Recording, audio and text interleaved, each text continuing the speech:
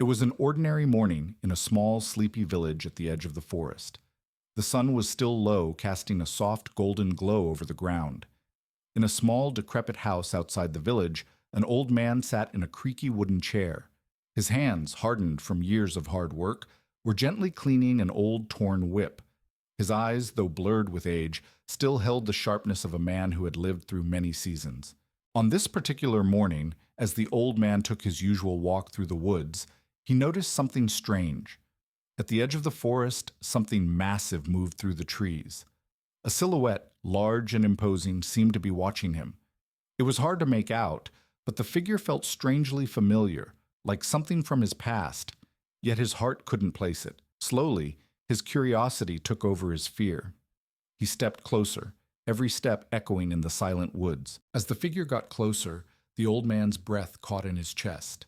There, standing before him, was a lion, massive, majestic, and unlike anything he'd ever seen. Its golden fur shimmered in the low light, and its deep, piercing eyes locked onto his. For a moment, neither moved. The forest seemed to hold its breath as if waiting for something. The lion didn't approach, nor did it retreat. It just stood there, watching. For a long moment, the old man just stood there, unsure of what to do. He had heard stories of lions in the wild, but never had he imagined encountering one like this. But then, something strange happened. Instead of attacking or retreating, the lion slowly turned its body toward the old man, and with a firm but graceful step, it walked away, looking back to make sure the man was following. Without thinking, the old man followed, his heart pounding in his chest. The lion led the old man deeper into the forest until they came to a small clearing. There, lying in the grass, was a young boy, barely conscious, his body bruised and battered. The lion gently nudged the boy with its nose, as if trying to wake him up. The old man's heart raced. He knelt down beside the boy, checking his pulse. Weak, but alive. The boy had been abandoned, and it was the lion who had saved him. The old man didn't ask questions. He could feel the weight of the moment. This lion, who had appeared out of nowhere, had saved the boy.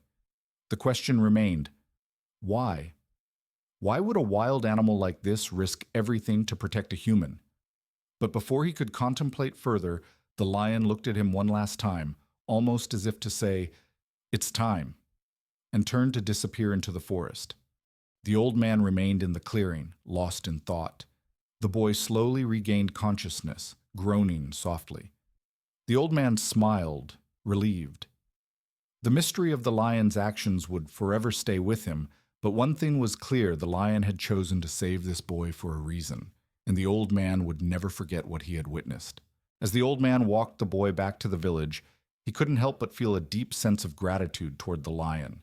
It had saved the boy's life, but its true purpose, its true reason for doing so, remained a mystery. But sometimes, the answer isn't as important as the act itself.